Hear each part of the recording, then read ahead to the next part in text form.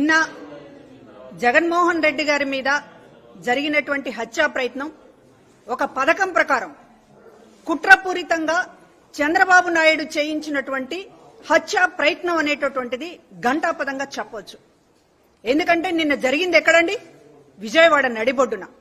అది కూడా ఎప్పుడు 2 గంటల పాటు 2 గంటలకి పైగా జన ప్రవాహంతో పోటెత్తింది విజయవాడ. ఏ మూల నుంచి ప్రతి ఇంటి నుంచి ప్రజలు కదిలి వచ్చి విజయవాడ నగరంలో హారతులు పడుతూ ఉంటే తట్టుకోలేక ఏదైతే అంతకు ముందే పిలిపించాడు ఈ చంద్రబాబు, అమరావతిని వ్యతిరేకించిన ఎవరైనా సరే ఇక్కడ అడుగు పెట్టడానికి వీల్లేదు అని స్టేట్మెంట్ ఇచ్చినటువంటి గనుడు, కానీ ప్రజలు లెక్క చేయకుండా ఈ రోజున జగన్మోహన్ రెడ్డి గారికి హారతులు పడుతూ ఉంటే విజయవాడ నడిపొడ్డున ఇంత ప్రజాభిమానం కనుక ప్రజలు టీవీల్లో చూస్తే ఇక మనకి పుట్టగతులుండవు అని గుండెల్లో రైళ్లు పరిగెత్తాయి తెలుగుదేశం పార్టీ వారికి. అప్పటికప్పుడు ప్లాన్ చేసి ఎప్పుడైతే విజయవాడ మొత్తం కూడా కదిలి వచ్చిందో రోడ్ల మీదకి, జగన్మోహన్ రెడ్డి గారిని చూడాలని సంతోషంతో మనస్ఫూర్తిగా హృదయపూర్వకంగా ఆయన అభినందించినటువంటి ప్రజలు కోట్ల మంది ఈ రోజున విజయవాడ నగరంలో కనిపించారు.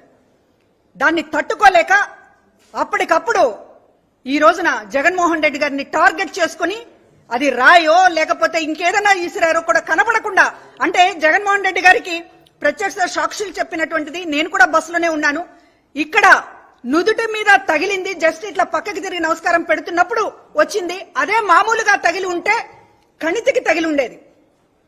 ఈ పార్ట్ ఎంత సెన్సిటివ్ మనందరికీ తెలుసు. ఈ రాయి ఇక్కడ తగలాల్సిన రాయి ఒక్క 2-3 అంగుళాలు కనుక పక్కకొచ్చి ఉంటే ప్రాణం పోయేది. ఇక్కడ తగిలితే ఏమై ఉండేది? అదృష్టవశాత్తు ప్రాణాపాయం నుంచి జగన్మోహన్ రెడ్డి గారు తప్పించుకున్నారు. కానీ ఆయన ప్రాణం తీయడానికి ప్లాన్ వేశారనేటువంటిది నిజం. విజయవాడలో ఇంత అపూర్వమైనటువంటి స్వాగతాన్ని జీర్ణించుకోలేకపోయారు. రాష్ట్ర వ్యాప్తంగా బస్సు యాత్ర ప్రారంభమైన దగ్గర నుంచి కూడా వీళ్ళు అనేక రకాల కుట్రలు చేస్తున్నారు. మసి చేస్తామనేటటువంటిది చంద్రబాబు నాయుడు నోటి నుంచి వచ్చినటువంటి మాట. జగన్మోహన్ రెడ్డి గారిని మసి చేస్తామనేటటువంటి మాటకు అర్థం ఏమిటండి? మసి చేయాలనేటటువంటి ప్రయత్నమేనా ఈ హత్యా ప్రయత్నం? పైగా నాటకం. ఏమి నాటకం అది? మీరేమో పెద్ద మనిషిలాగా మాట్లాడతారా? మీ పార్టీ అధ్యక్షుడు అచ్చెన్నాయుడేమో నిమిషాల వ్యవధిలోనే ఇది స్క్రిప్ట్, డ్రామా అనేటటువంటి విధంగా మీరు మాట్లాడతారా? కనీసం మనిషి ప్రాణం, ముఖ్యమంత్రి ప్రాణం, ప్రజల అభిమానాన్ని చూరగొన్నటువంటి నాయకుడి ప్రాణం అంటే లెక్కలేనటువంటి విధంగా హేళన, అవమానాలు. ఎప్పుడు కూడా ఇట్లా వ్యవహరించలేదా ఏ పార్టీ కూడా?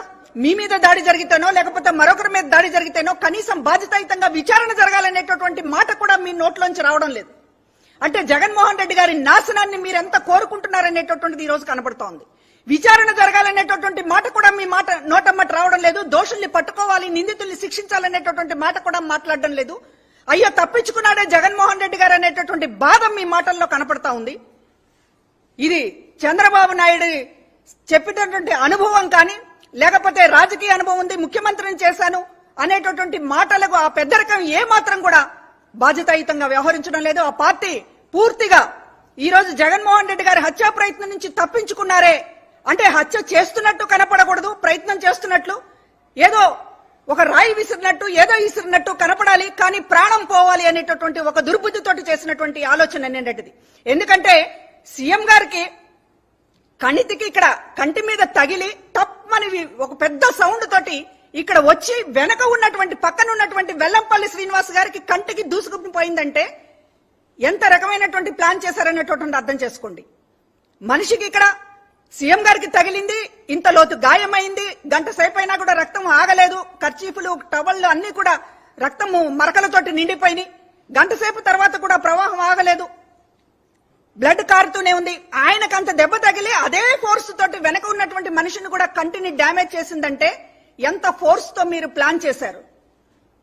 ప్రాణం తీయాలనేటటువంటి ప్రయత్నం ఎంత బలంగా స్కెచ్ వేశారనేటటువంటి అర్థం కావడం లేదా? ఒక 2 అంగుళాల దూరంతో తప్పించుకున్నారు.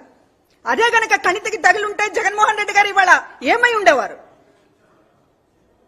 ఇంత పబ్లిక్ లో ప్లాన్ చేసి పక్క మర్డర్ కి ప్లాన్ చేసి అదేదో ఆకతాయి పనిలాగా, అదేదో చాలా సింపుల్ విషయం లాగా, అదేదో వెటకారం చేసేటటువంటి విషయం లాగా ఇంత బాధ్యతారహితంగా మాట్లాడుతున్నారంటే అసలు మీరు రాజకీయ నాయకులేనా, అసలు మీరు మనుషులుగా ఉండడానికి అర్హులేనా అనేటటువంటి ఒకసారి ఆలోచించాలి.